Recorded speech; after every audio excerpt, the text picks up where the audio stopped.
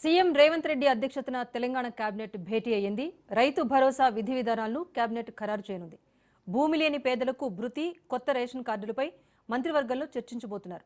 ఇక సన్నబియ్యం పంపిణీపైన కేబినెట్లో చర్చించే అవకాశం ఉన్నట్టుగా తెలుస్తోంది. Tourism, clean and green policy, సాగునీటి సంఘాల పునరుద్ధరణపైన మంత్రివర్గం కీలక నిర్ణయం తీసుకునే అవకాశం ఉంది. కొత్త రేషన్ కార్డులు, సమగ్ర కులగణనపైన మంత్రివర్గం చర్చించనుంది.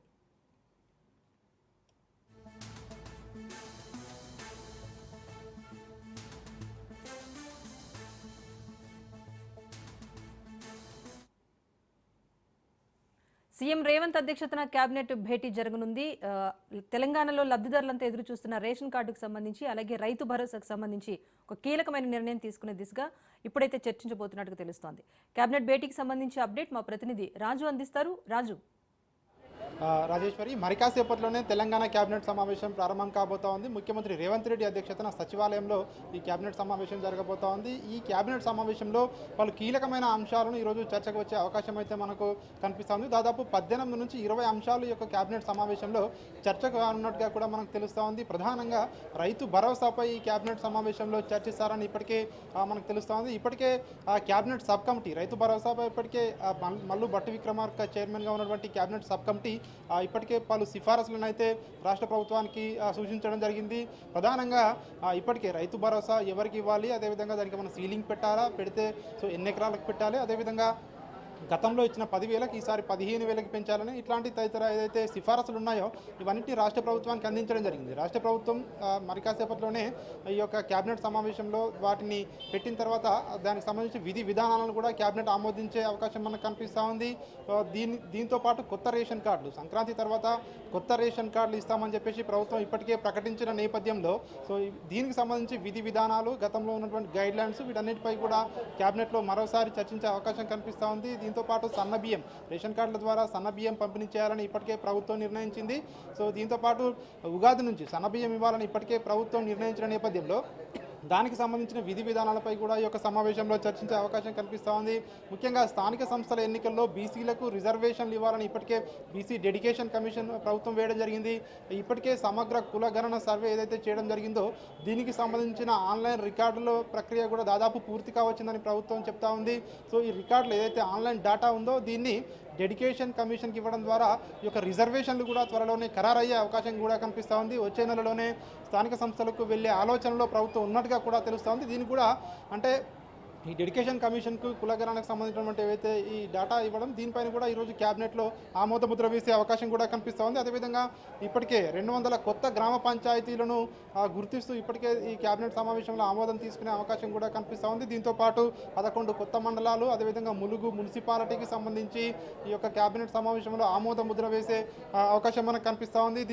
దీనికి తోడు గ్రామీణ ప్రాంతాల్లో ఉన్నటువంటి తెలంగాణ వ్యాప్తంగా రోడ్ల పరిస్థితి ఇప్పటికే బాగా లేదని ప్రభుత్వం భావిస్తూ ఉంది. ఈ రోడ్లకు మరమ్మతులకు సంబంధించి, కొత్త రోడ్లకు సంబంధించి కూడా కేబినెట్ సమావేశంలో చర్చకు వచ్చే అవకాశం కూడా కనిపిస్తూ ఉంది. అదేవిధంగా యాదగిరిగుట్ట ఆలయ బోర్డు పైన కూడా ఈ యొక్క సమావేశంలో చర్చకు వచ్చే అవకాశం కనిపిస్తూ ఉంది.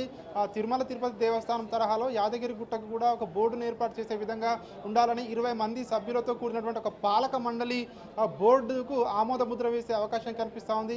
ఇప్పటికే దీనికి సంబంధించి ఎండోమెంట్ నుంచి ఇప్పటికే క్లియరెన్స్ రావడం, ప్రభుత్వం కూడా దీనికి సంబంధించి కసరత్తు కూడా పూర్తి చేయడం, క్యాబినెట్ అప్రూవల్ అయితే ఇక బోర్డు కూడా ఏర్పాటు కానున్నట్టుగా కూడా మనకు తెలుస్తూ ఉంది. అదేవిధంగా భూమి లేని నిరుపేదలు ఎవరైతే ఉంటారో, రైతు భరోసాలో భాగంగా భూమి లేని నిరుపేదలు, అదేవిధంగా రైతు కూలీలకు సంవత్సరానికి 12,000 ఆర్థిక సాయం ఏదైతే ఉందో దానిపై కూడా దానికి విధి విధానాలు ఏ విధంగా ఉండాలి, దాన్ని అంటే ఇప్పటికే ఏదైతే కేంద్ర ప్రభుత్వం అమలు చేస్తున్నటువంటి ఎన్ఆర్ఈజీ పథకం ఉందో దాన్ని బేస్ చేసుకుని యొక్క రైతు కూలీలకు ఇవ్వాలా, ఏ విధంగా ఆర్థిక సాయం చేయాలన్న దానిపై కూడా ఒక స్పష్టత వచ్చే అవకాశం ఈరోజు మనకు కనిపిస్తూ ఉంది. అదేవిధంగా ఎస్సీ వర్గీకరణపై కూడా ఈ యొక్క సమావేశంలో చర్చకు వచ్చే అవకాశం కూడా కనిపిస్తూ ఉంది. ఎస్సీలకు ఏ విధంగా వర్గీకరణలో ఇప్పటికే సుప్రీంకోర్టు కూడా క్లియరెన్స్ ఇచ్చింది, రాష్ట్రాలకు అప్పగించింది కాబట్టి రాష్ట్ర ప్రభుత్వం కూడా దీనిపై ఏ విధంగా ముందుకెళ్లాలన్న దానిపై కూడా ఈ సమావేశంలో చర్చకు వచ్చే అవకాశం కూడా కనిపిస్తూ ఉంది. ఇకపోతే ముఖ్యంగా ఇప్పటికే ప్రభుత్వానికి ఆదాయం ఇప్పటికే తగ్గిందని ప్రభుత్వం భావిస్తూ ఉంది. కొత్త ఆదాయ మార్గాలను ఏ విధంగా పెంచుకోవాలి, ఏ డిపార్ట్మెంట్లను ఇంకా సమన్వయం చేసుకుని ముందుకు వెళ్ళాలన్న దానిపై కూడా ఈ యొక్క కేబినెట్ సమావేశంలో చర్చకు వచ్చే అవకాశం కూడా కనిపిస్తూ ఉంది. అదేవిధంగా రీజనల్ రింగ్ రోడ్కి సంబంధించి ఏదైతే దక్షిణ భాగం రీజనల్ రింగ్ రోడ్ ఉందో దానికి సంబంధించి భూసేకరణ కావచ్చు, అదేవిధంగా పర్యావరణ అనుమతులు కావచ్చు, దీనికి సంబంధించి కూడా ఈ యొక్క సమావేశంలో మంత్రివర్గంలో చర్చించి నిర్ణయం తీసుకునే అవకాశం కూడా కనిపిస్తూ ఉంది. అదేవిధంగా ఎకో టూరిజం డెవలప్మెంట్, తెలంగాణలో టూరిజం పాలసీ అనేది లేదు అని కాంగ్రెస్ ప్రభుత్వం పదే పదే చెప్తా ఉంది.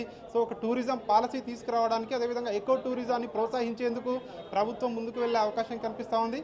దీనికి సంబంధించి కీలకమైన నిర్ణయాలు కూడా క్యాబినెట్ తీసుకునే అవకాశం కనిపిస్తూ ఉంది. దీంతో పాటు ముఖ్యంగా గురుకులాలు, ఇంటిగ్రేటెడ్ రెసిడెన్షియల్లో ఏదైతే స్కూల్స్ ఉన్నాయో వీటిపై కూడా చర్చకు వచ్చే అవకాశం కనిపిస్తూ ఉంది. గతంలో ఏవైతే ఫుడ్ పాయిజన్ కేసులు కావచ్చు, సో ఇంటిగ్రేటెడ్ స్కూల్స్ మరిన్ని కావచ్చు, సో వీటికి సంబంధించి చర్చకు వచ్చే అవకాశం కనిపిస్తూ ఉంది. అదేవిధంగా పెండింగ్ ప్రాజెక్టులు రాష్ట్రంలో ఏవి ఉన్నాయో, ముఖ్యంగా ఇప్పటికే ఇటు సాగునీరు ఇటు తాగునీటికి సంబంధించి పెండింగ్ ప్రాజెక్టులు ఏవైతే ఉన్నాయో వాటన్నిటిని త్వరితగతిన పూర్తి చేసేందుకు కూడా ఈ యొక్క సమావేశంలో నిర్ణయం తీసుకునే అవకాశం మనకు కనిపిస్తూ ఉంది. గోదావరి జిల్లాలను హైదరాబాద్కు తీసుకురావడానికి, హైదరాబాద్లో తాగునీటి ఇబ్బందులకు ఎట్లాంటి ఇబ్బందులు లేకుండా ప్రజలకు మంచినీరు అందించే విధంగా ఇప్పటికే రేవంత్ రెడ్డి జలమండలి బోర్డు అధికారులతో నిన్న మీటింగ్ కూడా నిర్వహించడం జరిగింది. ముఖ్యంగా హైదరాబాద్కు గోదావరి జలాలను తీసుకొచ్చేందుకు కూడా ఒక ప్రణాళిక ఏ విధంగా ముందుకు వెళ్లాలన్న దానిపై ఈరోజు సమావేశంలో కేబినెట్ ఆమోదముద్ర వేసే అవకాశం కూడా కనిపిస్తూ ఉంది. ముఖ్యంగా సిట్టింగ్ ఏదైతే ఎమ్మెల్యేలు, మాజీ ఎమ్మెల్యేలకు సంబంధించి తెలంగాణ ప్రభుత్వం ఒక కాన్స్టిట్యూషనల్ క్లబ్ను ఏర్పాటు చేయబోతా ఉన్నట్టుగా కూడా తెలుస్తోంది. ఏదైతే ఆదర్శ్ నగర్లో ఎమ్మెల్యే క్వార్టర్స్లో ఇప్పటికే ఎమ్మెల్యేలందరికీ నోటీసులు ఇవ్వడం జరిగింది, అక్కడ ఖాళీ చేయాలని చెప్పేసి. అక్కడ ఒక కాన్స్టిట్యూషన్ క్లబ్ని ఏర్పాటు చేసేందుకు ముందుకు వెళ్లేందుకు ఈ సమావేశంలో నిర్ణయం తీసుకునే అవకాశం కూడా కనిపిస్తోంది. మొత్తానికైతే ఏదైతే రైతు భరోసా, రేషన్ కార్డులు, ఇందిరమ్మ ఇండ్లు ప్రధానంగా వీటిపై చర్చ జరిగే అవకాశం మనకు స్పష్టంగా కనిపిస్తూ ఉంది. Right, thank you Raju.